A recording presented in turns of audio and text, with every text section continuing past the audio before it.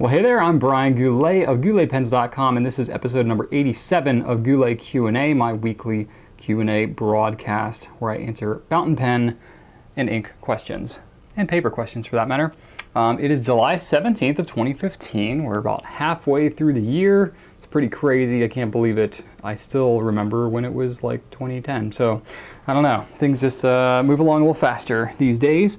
But let's see here. So did a broadcast last week. I recorded it a bit in advance, so it kind of felt like I had a week off, even though we still did a broadcast because our videographer Jenny was on vacation.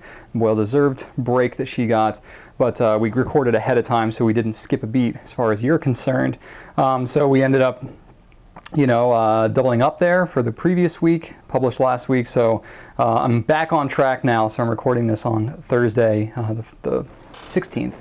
And publishing on the 17th. So kind of back in the groove here. We have lots of people around here on vacation. I think this is just a popular time of year for everybody to be gone. So we're down a little bit in terms of like our number of people, but we're still working hard, cranking stuff out. So that's pretty cool.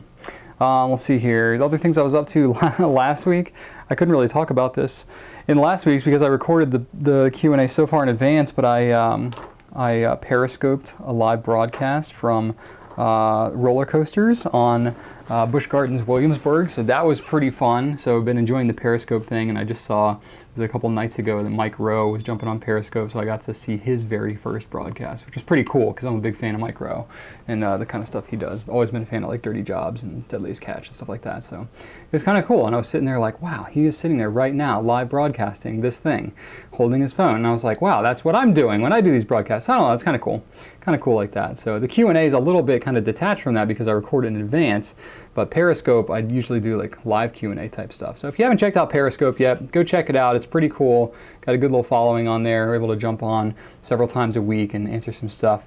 I will be, periscoping whenever we get the TWSBI Ecos in. I know a lot of people have questions about those, so be on the lookout. I plan to do a broadcast as soon as I get those in, just to start playing around with them, messing around. I'll probably do like a fancier video for that, but I plan to periscope once I get those in. We've had some other kind of cool products we've launched lately. We did the Cross Botanica last week. We had the Cross Townsend this week. The Townsend has been used by several of our past presidents, including Obama and Clinton, I think Bush, to sign bills into law. So it's very kind of a presidential kind of pen. So lots of cool colors and very kind of a corporate, very stately kind of pen. So it's been we've had Cross on our radar for a long time. In fact, to kind of come full circle with Cross, when I was first making pens, this is before I ever got into fountain pens, I was only making rollerball pens. I would actually swap out the junky ballpoint or cheap gel rollerball refills that came with my pen kits, and I would swap them out for Cross ones. So I kind of knew that Cross had nice writing rollerballs even before I knew anything about pens really at all.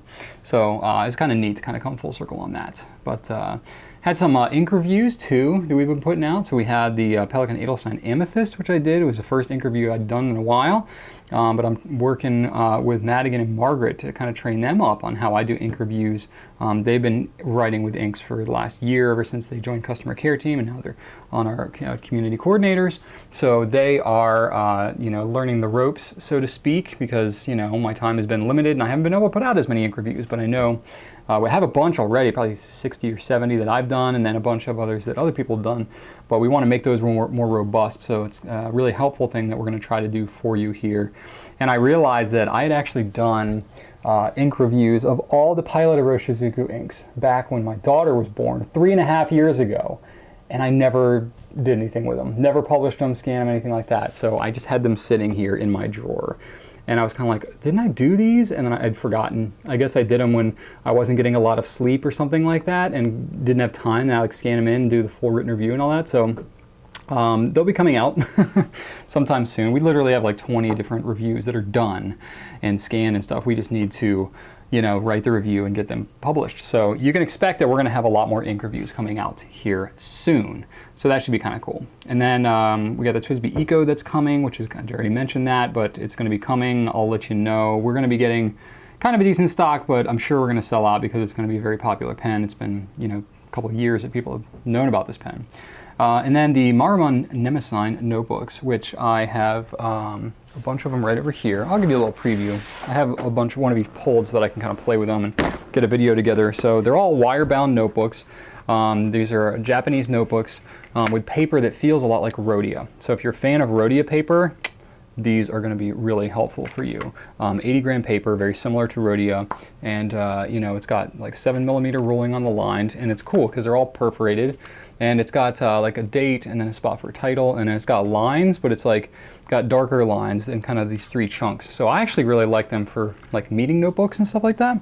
I use them for, you know, just taking notes kind of throughout. Here's that they're all of the like A6 size and above are 7mm ruling. There's some other ones too that are like blank and grid and stuff like that, but you know, different formats and whatnot. And the coolest thing I think is these word cards, which a lot of people use them. These use a little bit different paper. It's like thicker, like cardstock type stuff. But I think it's maybe 190 gram. Yeah, that seems about right. But anyway, 100 sheets. It's on this little ring. It's $4 for this thing, but it works great for doing your own ink swabs, and you can like undo the ring and put them on different parts. So we're really excited about this. This is a brand that I actually wasn't that aware of until relatively recently, but it just so happened we linked up with them and we have them now. We'll be launching them next week. So that's pretty exciting. So it's not often we get whole new paper lines like that we're really excited about. So that's kind of cool. So look for that. So that's it for kind of new stuff that I've got going on. Let's go ahead and get into the questions for this week. First ones I have starting out are some pen and writing questions. I got one from Oscar R on YouTube. Brian, for easy nib unit swapping pens, in my case, the TWSBI BAC 700, what's your advice in maintenance, cleaning, or whatnot if you swap the nib units often? And I'm kind of paraphrasing because it's a long question. Does switching the nib units out and leaving them inky, since they're inked in the same color of the pen, will be put back shortly? So basically, if you have different nib units, or it could be like Lamy if you have different nibs, or Pilot Vanishing Point if you have different nib units you're taking out. If you want to keep the same ink inside the pen and you want to just take out and use a different nib unit, what do you do with the other nib unit?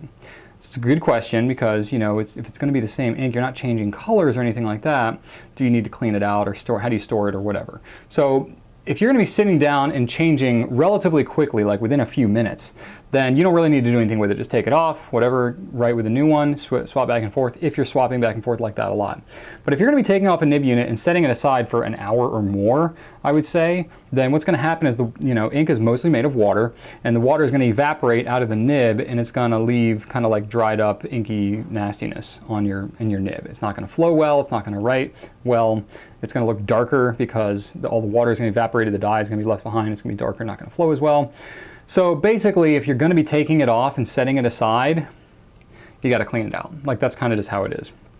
So with something like a TWSBI, like this one, it's pretty easy. You can leave the ink in the pen and you can put your new nib unit on and keep on writing, but you just take a little bulb syringe or something and just kind of like, shoot some water through it. You don't have to super detail clean it out, because if you're going to be putting it back on the same pen with the same ink, you don't have to be like completely retentive about it, but you can just flush it out just so you get most of the ink out of there. Take a little paper towel, soak it to the nib. That way you kind of like gets out most of the stuff, and then you can go on about your day.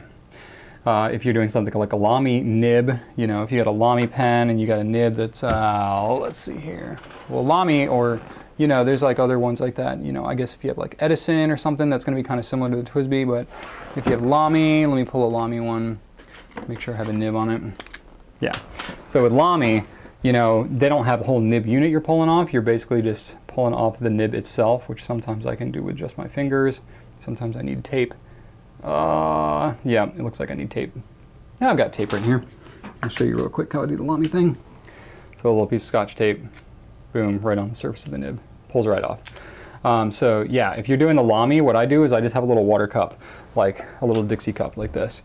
And I'll fill a little bit of water in it and I'll just kind of plop the nib down in there. And that's about all you need. Put that back on here. So if you have just a nib like that, it's pretty easy because you can just, take the nib off. But anything with a nib unit, like, TWSBI or Edison or, I'm failing to think of any other ones. But, TWSBI has a bunch of different ones that you can swap out. You're basically going to need to clean them out. And I think that answers that. Pilot Vanishing Point, that would be the same kind of thing. You would want to like flush it out. Bulb syringe works really well for that. So I hope that helps you out, Oscar. A question from Gary Z on Facebook asked, I know you love the Pilot Custom 74, yep, but how does it compare to the Delta Serena? So this is kind of interesting because it's two slightly different pens. I just so happened to grab the blue ones. I don't know how that happened. So somewhat similar overall shape. The biggest difference between these, aside from the price, you know, Custom 74 is nearly twice the price. But it's got a gold nib instead of a steel one.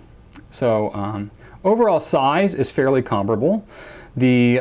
Some of the more notable things about them, Custom 74 has got a gold nib, and the gold nib is going to be slightly soft and kind of springy. So it's not line variation necessarily, like it's not flexy or anything like that, but it does write really springy. It writes really nice. I am a big fan of that. So I love the way it writes. It's a demonstrator pen, so you can just glance and see inside what your ink level is and stuff.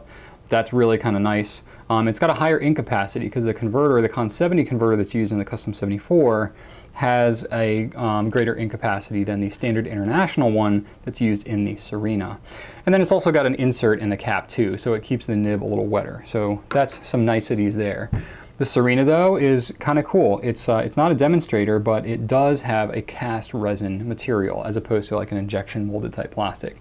Doesn't necessarily matter in terms of the function of the pen, but it's more of an aesthetic thing. So you get a deeper, kind of like more pearlescent look. So it looks a little fancier. It's got you know, the kind of titanium coated, you know, parts to it, like the titanium coated stainless steel nib, which is pretty cool. So it's got a really kind of a unique look to it, and it writes really wet. So just be aware of that with the Serena. If you like a wet writer, that's an advantage to you. If you dislike it, then you're not going to like it as much. So if you're going for a really fine writing pen, like you want a really fine one, go for a fine Custom 74. The fine Serena is not going to write like a fine Pilot. Got it?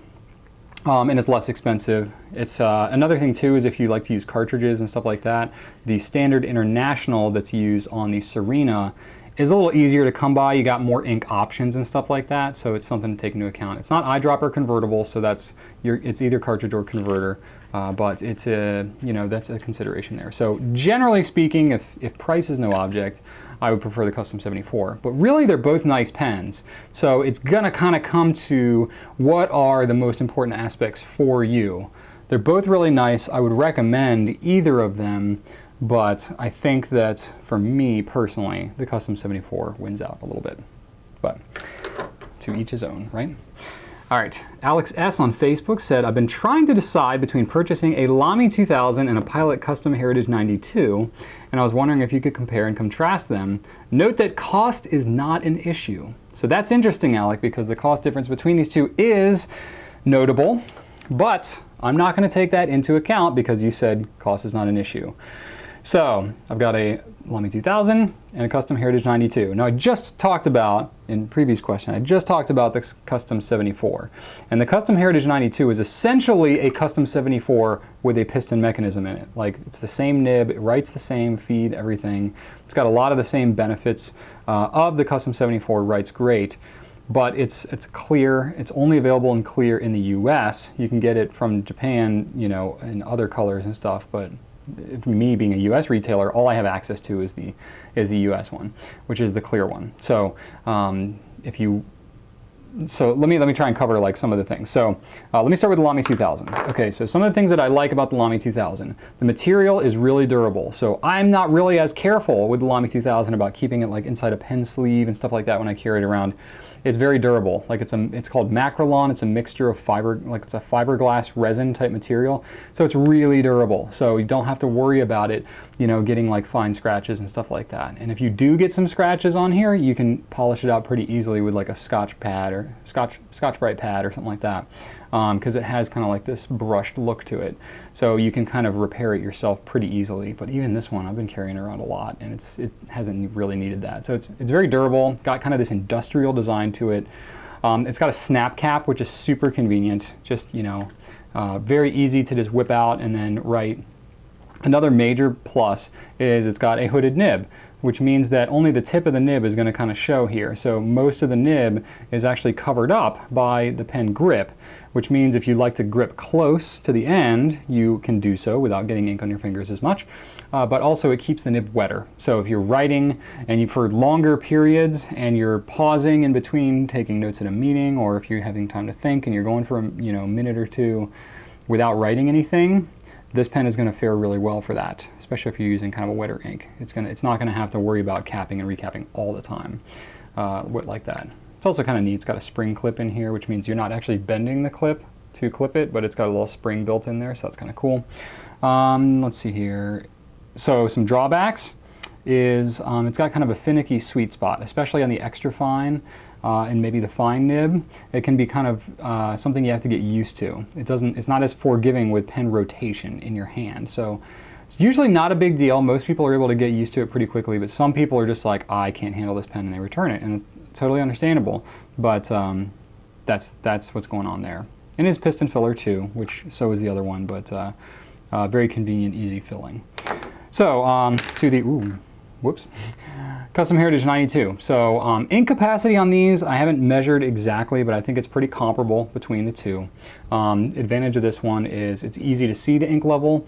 There is an ink window on the Lamy 2000, but it's not quite as easy to tell. And it's only this little tiny sliver of a window. So you can see when your ink's getting really low, but you can't see how low until it gets to that point. Heritage 92, you can see everything. It bears all, right? And you can see the mechanism as it's moving up and down. So it's a lot more like visual kind of a thing that you can see going on. So that's kind of cool. And then let's see here. It's got the same nib that's on the Custom 74, which I love. It's a little bit more forgiving. If you like finer nibs, going with a fine, Heritage 92 is going to be really, really fine, like pretty much finer than the extra fine Lamy 2000. So that's something to be taken into consideration as well.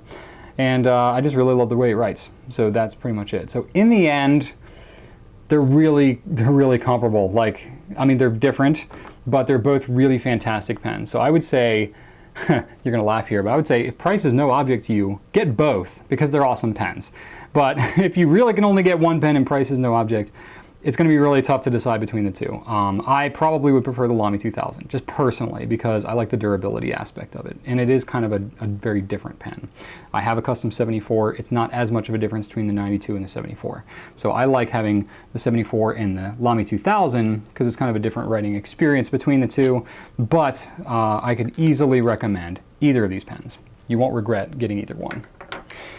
All right, those are all the pen questions I have for this week. I got some ink ones. I got a question from Hunter W. from an email, actually. I said, my favorite inks are the ones that when used in a wet pen are almost black. Diamine Oxblood, Private Reserve Avocado come to mind. Almost like blue blacks, except obviously not exclusively blue. Could you recommend some other inks similar to this? I don't actually own any blue blacks, so those also would be well appreciated. Sure, Oxblood and Avocado are fairly dark, but they're not actually like the darkest ones that I can think of. So I got some good suggestions for you here, Hunter. So I'm gonna start out with some blue blacks because it seems like you need some of those. So I got some good ones there. So Rohrer and Klingner, Leipziger Schwarz, very dark, very dark. And then also Rohrer and Klingner Verdigris is very dark, kind of a blue black as well. The Diamine 1864 blue black is very dark. Diatramentis Black Edition Black Blue is very dark. Private Reserve Ebony Blue, little bit hint of a green in that one, but still very dark blue. So those kind of cover all of my blue blacks. There is like Diamine Registrar's blue black as well, which is an iron gall, which is kind of a different thing. So that goes on dark and actually turns black as it oxidizes over time. So that one's kind of in its own league, but I came up with other ones that I was sticking to more kind of conventional black inks, or blue black inks there. Then some other ones, I just got some inks that I kind of thought of that were in different colors. Noodler's Zhivago is a very dark green that has a lot of black to it as well, so check that one out. Another good one, another good Noodler's one is L. Lawrence. That almost looks like used motor oil, so it's kind of a black brown, if you will. So check that one out, that's kind of neat. Diamine Eclipse, which is a really dark purple. Noodler's Red Black, which is a very dark red, but it's kind of a brownish red, but got a lot of black to it as well. And then Diatramentis Black Edition Black Brown is a very, very dark brown. So darker brown than, say, like the L. Lawrence is. The L. Lawrence is like a lighter, kind of more like a tan black, as opposed to like a brown black, like the Black Edition Black Brown. Lots of words being thrown around here, but hopefully those will help you out. I'll have links to those on the blog if you just can't even track what the heck I'm saying here. So go check out the blog for episode number 87 of the Q&A, and you can check that out. Dave B had a Facebook question here. What do you think is the best poor man's substitute for Pilot Iroshizuku Konpeki? Noodler's Bernanke Blue seems to be close in color to me, but what about other properties? What is your opinion? Yes, Bernanke Blue is pretty similar in shade, but it's going to be very different in property. It's going to feather and bleed a lot more because that's a fast drying ink. So it's going to absorb really quickly into the paper, and that's essentially designed for people who write left-handed who smear over top of their writing. So it's going to feather and bleed into the paper a little bit more, but that's a trade-off of smearing across the paper if you are writing with your hand that smears across. So it goes in and it dries in like a second. It's crazy, but it spreads a lot more. So the properties are not going to be the same at all as Konpeki. So I wouldn't probably say Bernanke Blue would be your best choice. I actually think Noodler's Blue, just regular Noodler's Blue, is probably the closest. It's a little bit darker, a little bit more saturated than Konpeki. Nothing is exactly like Konpeki, but Noodler's Blue is probably the closest. It's a conventional ink, no water resistant properties or anything like that. Dry time might be a little bit longer because it's heavier saturated than the Konpeki, but it's going to be very similar, very comparable, and it is definitely much more economical.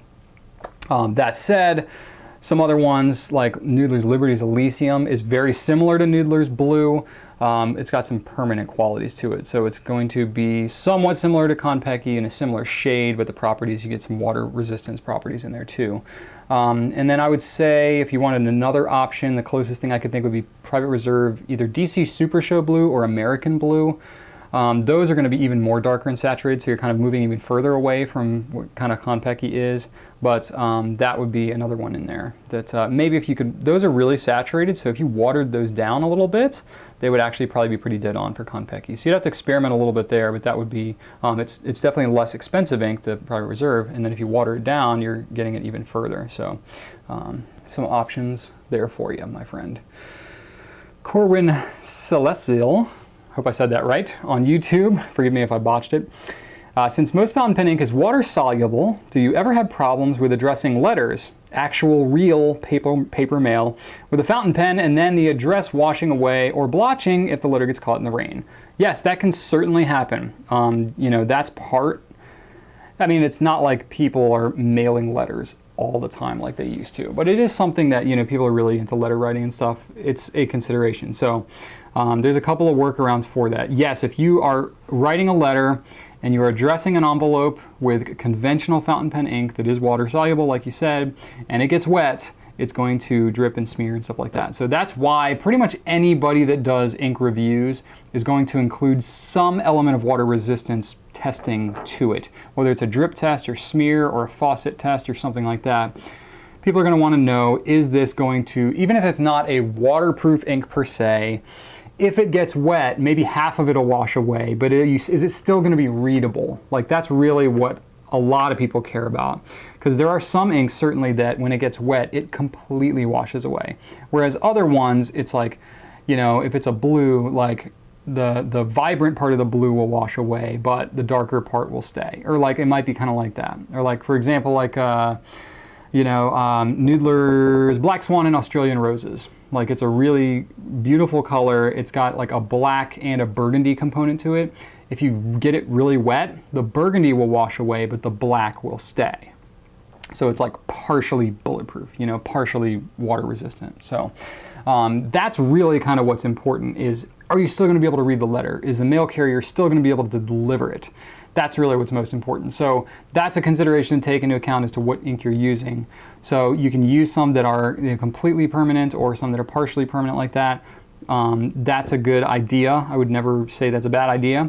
But there are some workarounds too if you are using just a conventional ink and you want to add an element of protection to it. Probably the neatest trick that I've heard is to take a candle, like the back end of a candlestick, and you can rub the candlestick across whatever you wrote, and the wax in the candlestick will help to protect your writing. That's kind of cool, isn't it?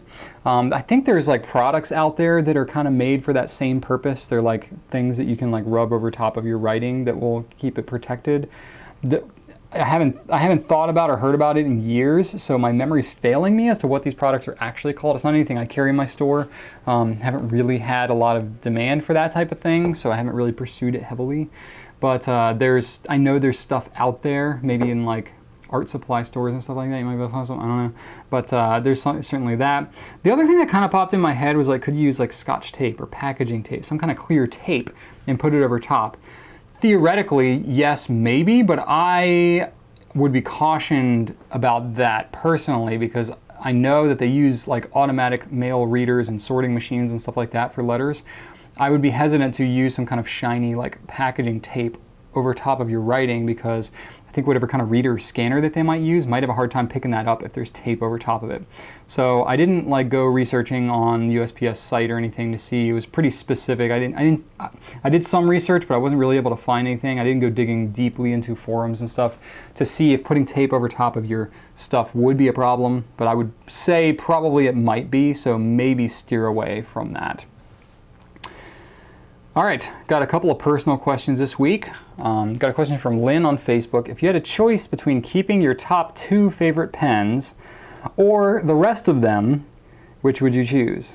So my top 2 and ditch all the other ones, or keep all the rest and ditch my top 2. Well, for me, I mean, this is kind of a softball question a little bit, because I have so many pens, I would easily ditch my top 2. Like, I love my Custom 74. It's very near and dear to my heart. But I have like 300 something pens. So I would easily just get rid of my top 2 and keep the rest, because the rest of what I have is worth so much more. Now, you could get, I mean, this is a hypothetical question anyway, so we could split it however you want. You know, if you say like, oh, well, you got paid back everything that you had, you just would only have to have your 2 pens. I mean, maybe that would be a little bit different. Maybe that would kind of change my decision a little bit. But I have a lot of money, obviously, invested in my pen collection, so I would not want to ditch 300 some pens to keep 2. So that's kind of how it breaks down for me. I would say if I had like 10 pens, maybe that would be different. If it was like 10 pens and it was 2 nice ones and all preppies or all like varsities or something like that, then okay, it'd probably be different. But given my situation, that's where I'm at. You know, I have like an extensive like Lamy collection, stuff like that, so I wouldn't want to ditch all of that. So yeah, I guess if I changed I literally didn't think about ahead of time if it was like, you know, if I got financially compensated for the other ones that I got back. But you know, I'm adding components to your question here, so I'll just kind of keep it to what you originally said. So if I had a smaller collection, it would be a harder decision, but given where I'm at. Now, if you said like top 30, then that would be a harder decision for me for sure. That, you know, there's probably a number that I would say, like if I had to get rid of the rest and keep the ones. I don't know though. I'm a hoarder. I keep everything. So I have like every preppy I've ever had, you know, even from like the earliest of days. So that would be kind of tough for me. So I'm curious to know, like, just, it won't be the question of the week, but just go ahead and post in the comments if you had the same kind of hypothetical question. I'd be curious to know. Tim D on YouTube said, I bet you have quite a few pens inked with various inks at all times. How do you keep what ink is in what pen straight? Do you have a spreadsheet or a list? So yeah, I do have, you just talked about how I have a lot of pens. I do keep a fair number inked up at a time. It goes in waves though. Like personally, you know, I usually wait to clean my pens in batches. For those of you on Periscope, you've seen me clean some of these pens on Periscope. So I will usually ink a pen, use it for a while. If I forget the ink that's in it or I want to change or something like that, I have a bin over here of pens to be cleaned, which currently has like 5 pens, 2 of which are glass pens. So I will set them aside and clean them in batches when I get a chance, because I have plenty of pens and I can easily set them aside. So I will usually just do it from memory. Like there have been times where I've inked up a bunch of things at once, where I'll write a note card or maybe take a note on my phone, like in my notes list on my phone, and just kind of type in the pen and the ink and stuff like that. But I'm not like just naturally, I'm not the most organized person in the world. So I'm usually not that great at keeping up with that kind of system. So I might do it like have an index card or something like that, but then I ink up another pen and I'll have the index card handy. So I'm like, oh, forget it, whatever, I'll remember. And then later on I go and I look at the index card and I'm like, well, this isn't even accurate anymore. I can't trust it. So I don't look at it, and I usually go from memory. And then half the time my memory, I'm like, oh, what did I put in here? Was this Konpeki or Noodler's Blue? I can't remember, you know. I have a pretty good like visual memory, so I remember what pen I filled with what ink and stuff like that. And I have certain pens that I'll kind of recurringly fill with the same ink, so I know like, oh yeah, well definitely my Custom 74, like I've got, you know, whatever, Liberty's Elysium in there, like I just kind of keep that. That's one of the more constant ones. So like that kind of thing I'll remember, but you know, I don't have like a magical process for you that you can glean great information from. So that's pretty much how I do it. It's nothing fancy. It's very homegrown and not perfect system by any means, but that's what I got, truth be told. All right, got some troubleshooting questions here to take us home. 3 of them to be exact. Shannon M on Facebook said, I just replaced my nib on my Ahab and now it writes extremely wet, too wet for my Rhodia paper. The tines also seem to be overlapping each other a bit. Is there any way to fix this without buying a completely new nib? So I don't know what you mean by overlapping, because I'm thinking like if you're looking straight at the nib and like you have your nib tines here, like do you mean like overlapping like that? Like that's not normal. So I would double check how you have the nib installed, because let me see if I can find my Ahab. I thought I would pull it ahead of time, but I forgot. Give me 1 second. Please be patient. It's here somewhere. Come on now. Ahab. Here's an Ahab. So if you've got an Ahab, it's different from the Conrad, if you've used that at all. The Conrad is just like an open circle that the nib just kind of fits in any direction. But the Ahab has kind of a little oval type shape, and it has like a little more of a cutout for the nib to actually fit in there. So if you're not installing it in the right place and you jam this thing in here, it's possible your nib could get a little bit screwed up.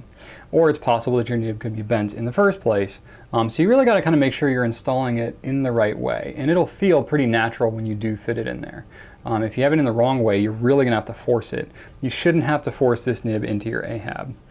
And it should, you know, fit in here and look kind of like this. So if you have the nib and it's like wonky and stuff like that, you can bend it back. And I actually have a video on the Goulet loop tutorial. I know it's not like that intuitive that would be the video to check, but it's showing you how to use a loop. And I show a little bit of nib tine alignment in that video using the loop. So that's one thing that might be able to help you out. Whether you have a loop or not, you don't often need a loop necessarily to do it. But adjusting a flex pen is different than other pens, because normally when you have a pen, you know, a conventional stainless steel nib is the easiest to adjust because, you know, it's kind of forgiving and it bends, and that's kind of it. Gold nibs are a little tougher because you bend them and they're much more malleable, so you can overdo it, and trying to get them in the right spot's a little tougher. The steel nibs are, you know, pretty forgiving, but the flex pen is hard because, you know, when you try to like bend the tine up to get it, you know, into the right place, you have to like really bend it to get it to like then come back and be in the place you want. So it can often take a little bit of fiddling. But so that might be part of it. Check to make sure that it's in the right way. And then I would say check the nib to make sure that it's aligned properly. And if it's still writing super, super wet, then I would say try heat setting your nib. So I've got a video called Heat Setting a Noodler's Ebonite Feed. So try heat setting that, because especially if you bent and done all kinds of crazy stuff with the nib, it could be that you got a lot of space in between the nib and the feed at that point, and you need to, you know, heat up you basically heat up water, sit the ebonite feed down in the water while it's in the pen, and then that will make the ebonite malleable, and then you just kind of squish it on there, and then as it cools, it'll harden and be kind of matched right up to the nib. So that's basically what heat setting is. So that would help a lot. And worst case, if your nib is just completely jacked, you can get a replacement for $5. It's not the end of the world. Ideally, you don't want to have to jump to that as a first conclusion, but if all else fails, you can get a replacement nib. Cool? Hopefully that helps you out, Shannon.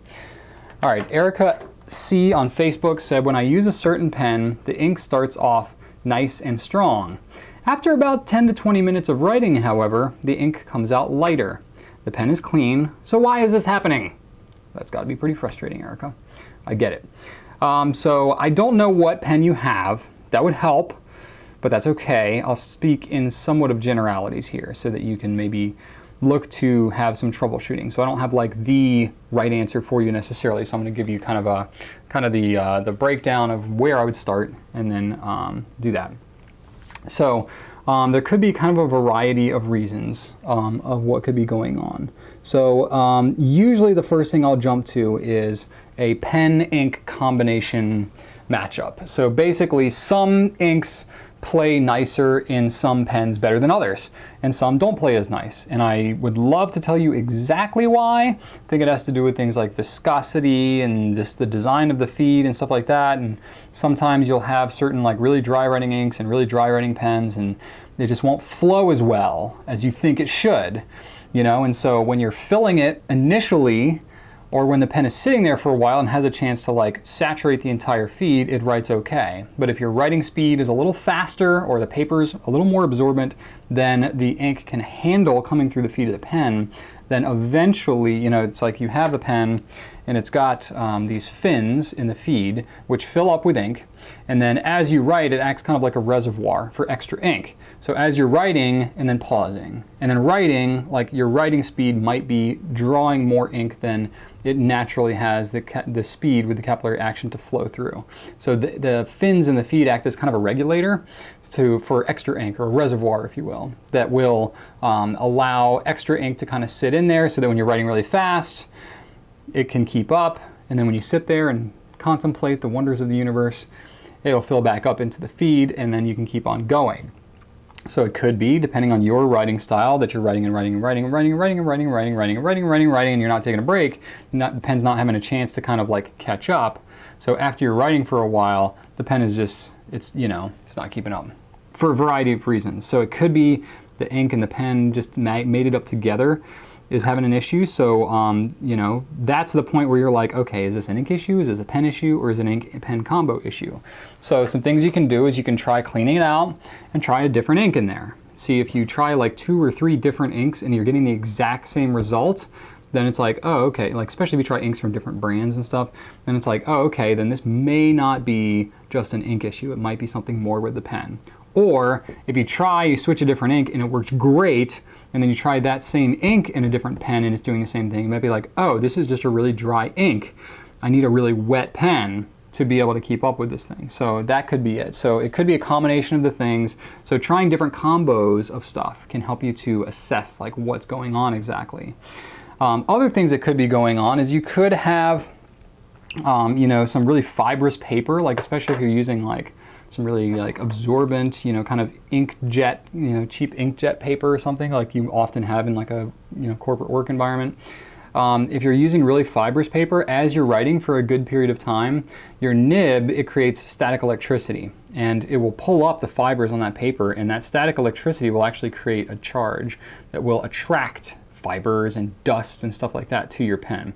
That's why you periodically want to clean your pen just anyway. It usually wouldn't happen like in 10 to 20 minutes, but it could be something that's built up over time.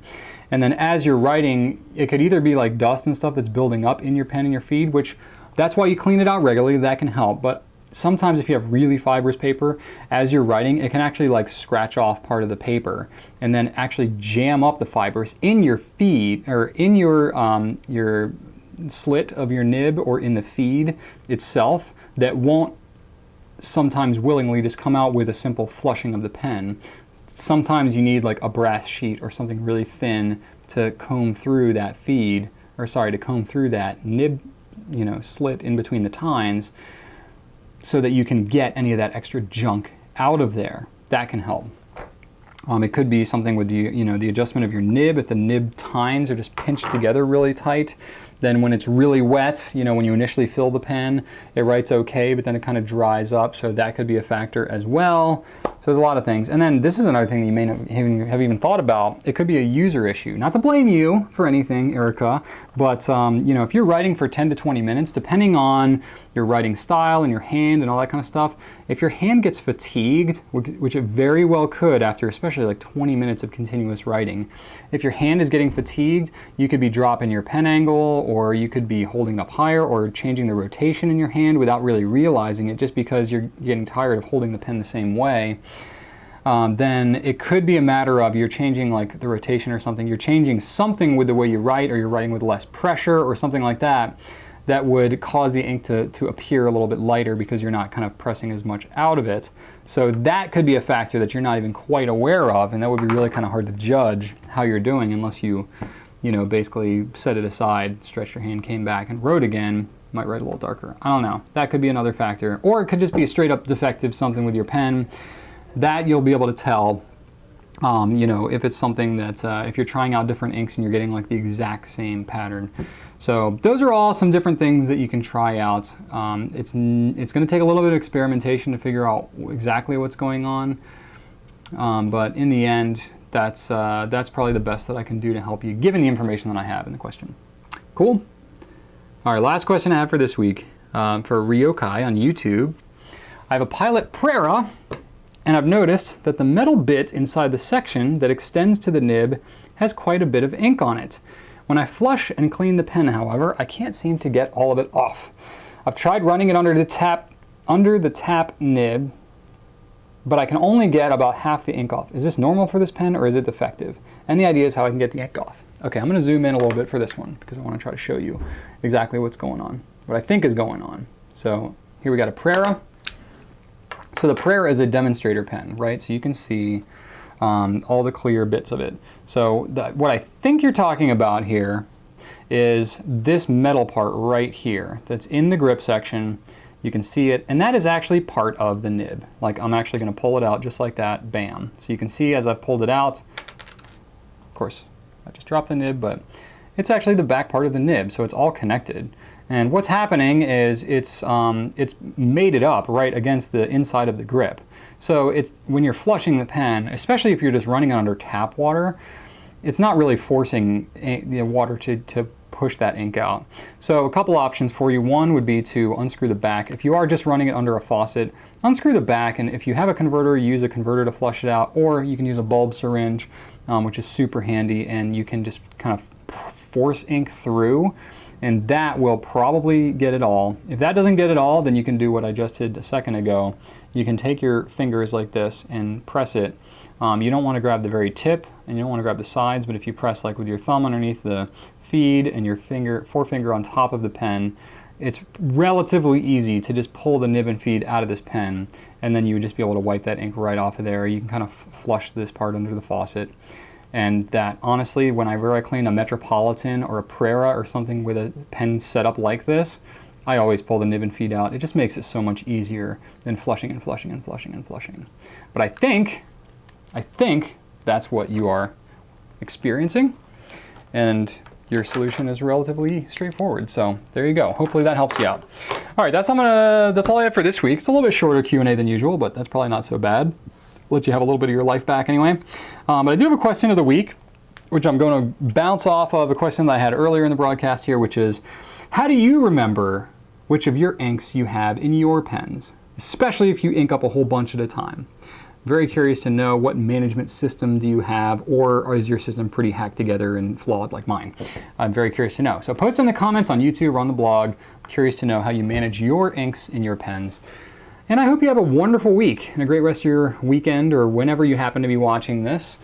Yeah, that's about it for this broadcast. So if you like this video and you want to get others like it, I'm posting stuff all the time, be sure to subscribe to my YouTube channel. Be sure to check out Periscope. You can see me live, and I've been doing a lot of like live Q&A type stuff, you know, because there's a chat on Periscope and you can jump on there. For the first time, I had over 100 people in the broadcast, so that was kind of cool. They lock you out in the comments after 100, so, you know, whenever I'm jumping on, you may want to make sure that you get in there quick. I'm just kidding. Not that popular that regularly, so, but jump on there. I tend to jump on at night a lot of times. Maybe I'll jump on during the day sometimes and show you some pens I've got going on in my office. So it's kind of cool behind the scenes stuff there on Periscope.